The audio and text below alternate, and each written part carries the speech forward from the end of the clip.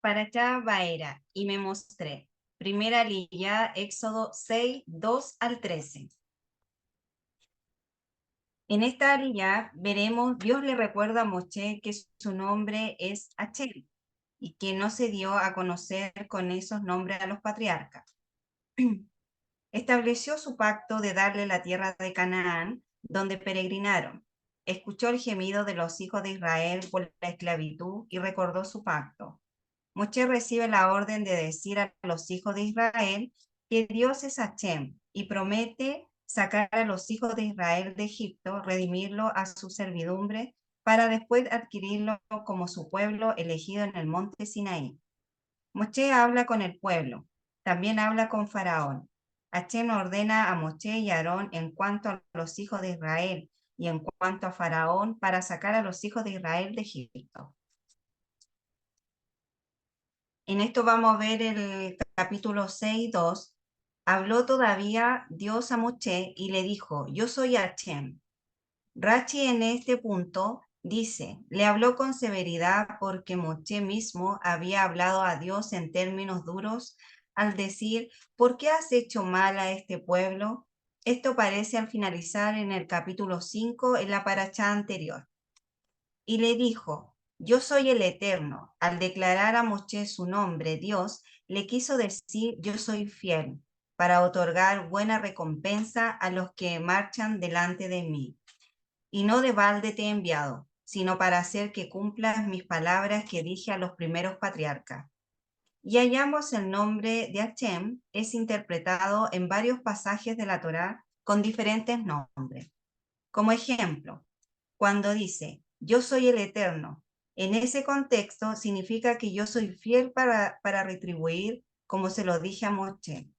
Y habrás profanado el nombre de tu Dios, yo soy el Eterno. En este contexto significa que Él es fiel para castigar. Guardarán mis mandamientos y los harán, yo soy el Eterno. En este episodio no significa soy fiel para otorgar recompensa. Dios tiene varios nombres y sus atributos. Elohim representa justicia divina. Hachem, misericordia divina. Dios está representado como justo, pero Dios es misericordia. Todo proviene de Hachem. La emuná se ve reflejado en los momentos difíciles, en donde uno crece con los problemas, y está la misericordia del Eterno, en donde nos revela el juicio, y la misericordia es uno mismo. Él es nuestro Padre, que nos enseña. En el capítulo 6, versículo 3, y aparecía Abraham, a Isaac y a Jacob como Dios omnipotente, mas en mi nombre, Hachem, no me di a conocer a ellos. Esto quiere decir que los patriarcas no sabían cuál era el nombre personal de Dios. Desde Génesis 2:4 había sido conocido su nombre Hachem, y los patriarcas habían recibido la tradición oral desde Adán. En Génesis 4:1, 24 al 31, además encontramos que en Génesis 4:26 los hombres empezaron a invocar el nombre de Hachem. En Génesis 15:2, Abraham está mencionando el nombre de Hachem en su oración. Luego está escrito en Abraham creyó en Hachem y le fue contado por justicia. En Génesis 15:6 y en Génesis 17:1 está escrito. Cuando Abraham tenía 99 años, Hachem se le apareció y le dijo, yo soy el Shaddai, anda delante de mí y sé perfecto. Esto nos enseña que los patriarcas conocían el nombre de Hachem en Génesis 26, 21 al 25 y 28, 10 al 16. Entonces, ¿cómo vamos a entender esta palabra? Aquí Rachi dice que aquí no está escrito como les di a conocer, sino me di a conocer. Yo no era conocido por ellos, con mi cualidad de veracidad por la cual mi nombre es llamado Hachem, fiel para hacer que mi palabra se verifique. Así pues, le había hecho una promesa, pero no la he cumplido. Tenemos que entender que la revelación de uno de los nombres del Eterno implica no solamente el conocimiento de la pronunciación o escritura de nombre, sino la revelación de una acción por medio de la cual es infinito y se relaciona con el mundo. El Eterno se revela mediante sus diferentes nombres. Cada nombre revela una acción que está de acuerdo al significado del nombre. De esta manera hay que entender que este versículo hay una acción implicada en la revelación del nombre de Hashem, y esa acción todavía no se había sido revelada en su totalidad a los patriarcas, pero sí les fue revelada la acción que está implícita en el nombre El Shaddai. El nombre El Shaddai puede entenderse principalmente de dos maneras, como el Dios Todopoderoso y el Dios Todosuficiente.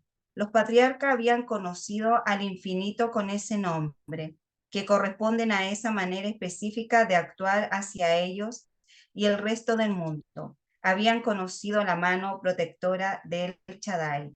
Cuando pasaban por peligros, habían conocido sus milagros sobrenaturales en la creación.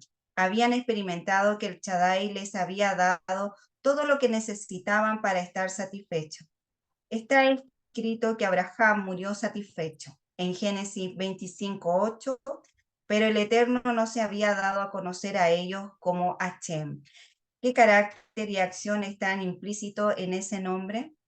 Rashi que destaca que en ese nombre es la fidelidad para cumplir sus promesas.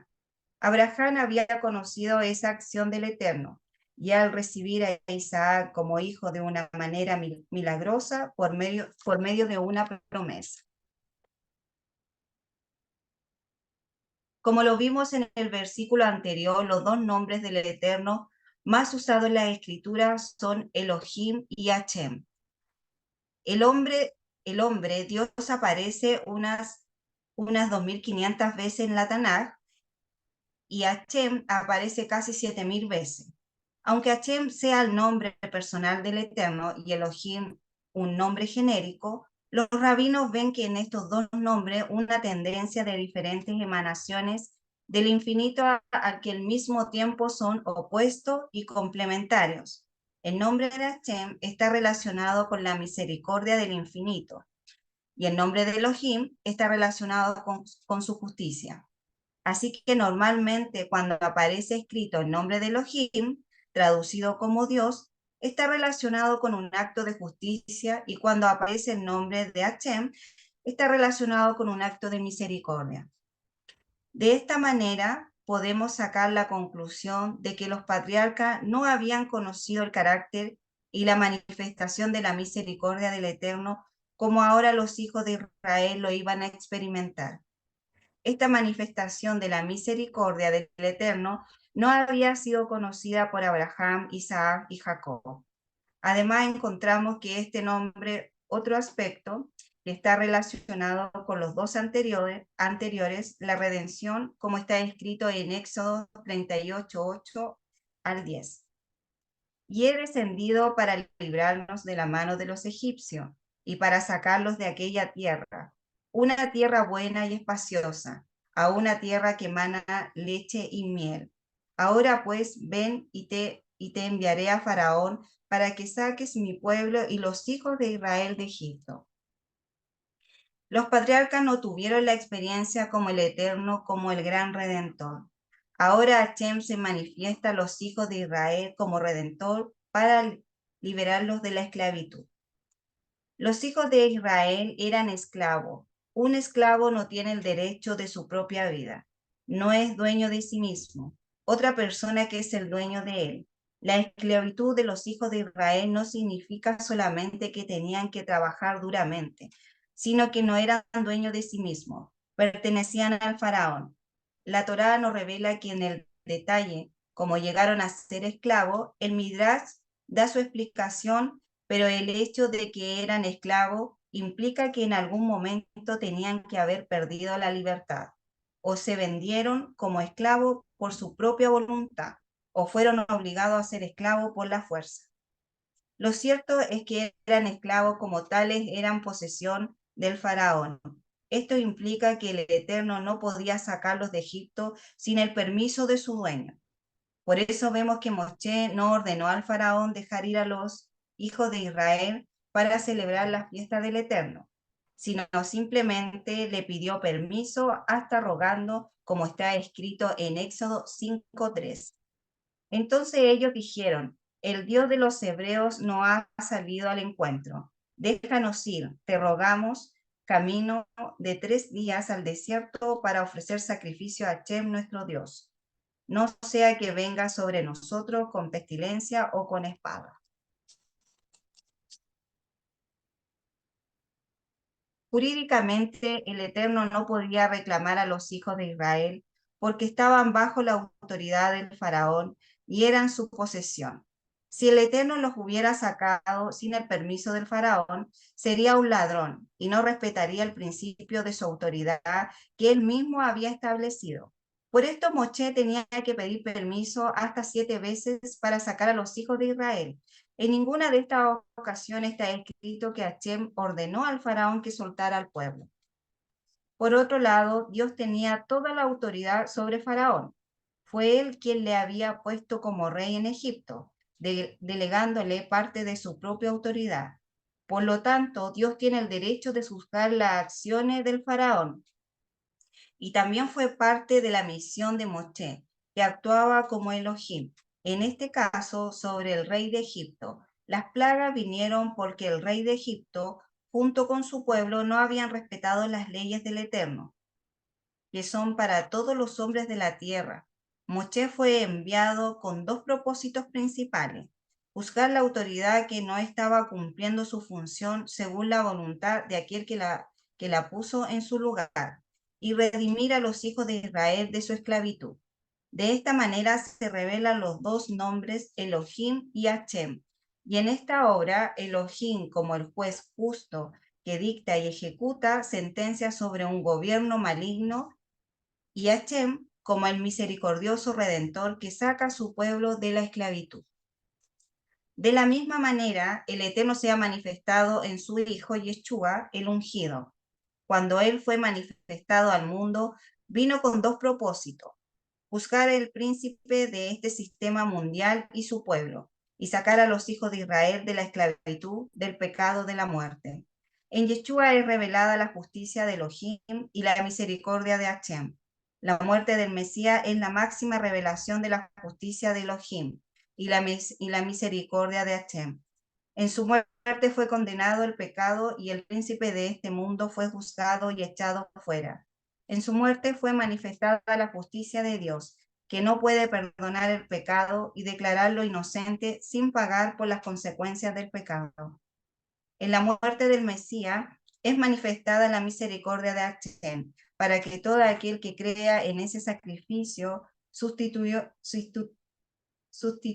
sea perdonado y redimido de la esclavitud, del pecado y de sus últimas consecuencias eternamente.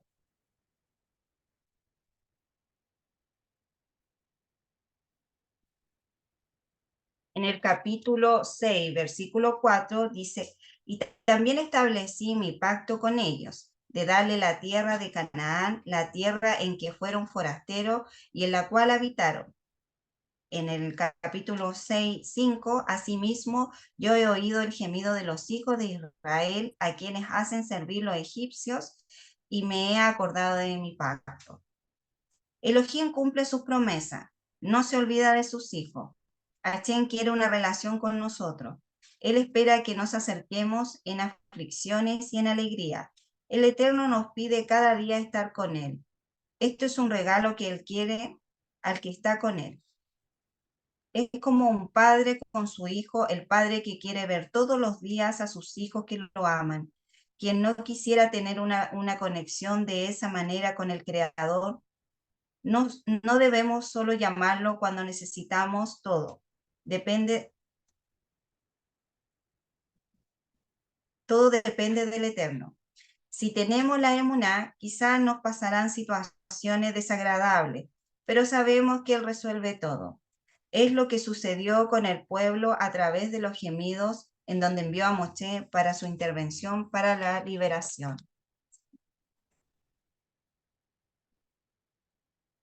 En el capítulo 6, versículos 6 al 8, por tanto, dirás a los hijos de Israel, yo soy Hashem, y yo os sacaré de debajo de las tareas pesadas de Egipto, y os libraré de su servidumbre, y os redimiré con brazo extendido y con juicios grandes, y os tomaré por mí mi pueblo, y seré vuestro Dios, y vosotros sabréis que yo soy Hashem, vuestro Dios, que os sacó de debajo de las tareas pesadas de Egipto, y os meteré en la tierra por la cual alcé mi mano jurando que le daría a Abraham, Isaac y Jacob, y yo os la daré por heredad, yo Hashem.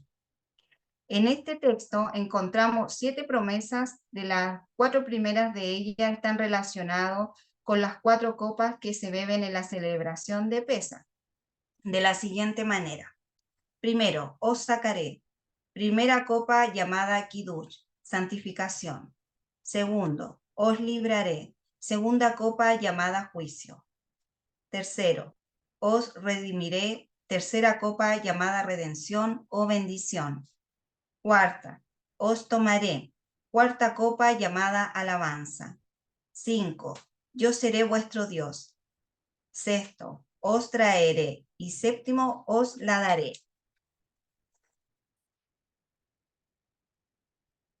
En el capítulo 6, versículo 12, y respondió Moshe delante de Hashem, he aquí los hijos de Israel no me escuchan. ¿Cómo pues me escuchará Faraón siendo yo torpe de labios? Esta es la 7ª vez que Moshe Rabenu se opone al Eterno. 5 veces lo hizo ante la zarza ardiendo 2 veces. Esto sale 2 veces en Egipto. Torpe de palabra, literalmente obstruido de labios. La palabra hebrea que ha sido traducida como torpe es aral, que viene de arel, que según Rachi significa obstrucción. Lo que Moshe está diciendo es que sus labios están obstruidos de manera que no puede hablar con claridad. Según Rachi, la palabra orla, la forma femenina de aral, siempre significa obstrucción. Tenemos un ejemplo en Jeremías 6:10, donde está escrito: a quienes hablaré y advertiré para que oigan, he aquí su oído está cerrado. Arelá. Y no se pueden escuchar. He aquí la palabra de Hashem les apropió, no se deleitan en ella. Encontramos otro ejemplo también en Jeremías 9:25 al 26, donde está escrito: he aquí vienen días, declara Hashem, en que castigaré a todo el que esté circuncidado solo en la carne, a Egipto y a Judá y a los hijos de Amón y a Moab, y a todos los que rapan las sienes, y a los que habitan en el desierto, porque todas las naciones son incircuncisas, Arelim, y toda la casa de Israel es incircuncisa de corazón, Arlei Le. En este pasaje, la incircuncisión del corazón significa que el corazón está bloqueado a la comprensión, insensible a los impulsos del Eterno. Hay otro ejemplo en Habacuc 2:16, donde dice: serás saciado de deshonra más que de gloria. Bebe también y muestra tu desnudez. Ve, Jearel. Se volverá sobre ti el cáliz de la diestra de Hashem y la ignominia sobre tu gloria. Rachi traduce este texto: bebe tú también y obstrúyete, lo que significa bebe y bloquea tu mente a causa de la embriaguez de la copa de maldición, veneno. En Levítico 19:23 está escrito: cuando entréis en la tierra y plantéis toda la clase de árboles frutales, tendréis por prohibido su fruto. Arletem arlató. Por 3 años os será prohibido arelim, no se comerá. Esto significa que según Rachi, que hay que aplicar a los árboles una obstrucción, es decir, una prohibición que impida que el hombre coma su fruto durante los 3 primeros años. El prepucio de la carne también es llamado orla, porque es lo que cubre y obstruye parte del órgano sexual masculino. Un incircunciso es llamado harem, como está escrito en Génesis 17:14. Mas el varón incircunciso, Arel, que no es circuncidado en la carne de su prepucio, esa persona será cortada de entre su pueblo. Ha quebrantado mi pacto. Así que Moshe tenía un impedimento en sus labios para poder hablar bien. Esto hizo que los hijos de Israel reconocieran que Hashem estaba utilizándole cuando sus palabras fluían con tanta claridad y facilidad, como está escrito en Deuteronomio 32, 1 al 2. Prestad atención, oh cielos, y dejadme hablar, y escuche la tierra de las palabras de mi boca. Caiga como la lluvia, como la lluvia mi enseñanza, y destile como el rocío de mi discurso, como llovizna sobre el verde prado y como aguacero sobre la hierba. Esto nos enseña que el Eterno escoge lo que no es nada para avergonzar a los que no son algo en este mundo. Y habló a Hashem a Moshe diciendo, y entra y habla Faraón, rey de Egipto, que deje ir de su tierra a los hijos de Israel. En la traducción hebrea dice ven y habla con Faraón. Quiere decir que Hashem está también en el Faraón, y esto está todo bajo su poder.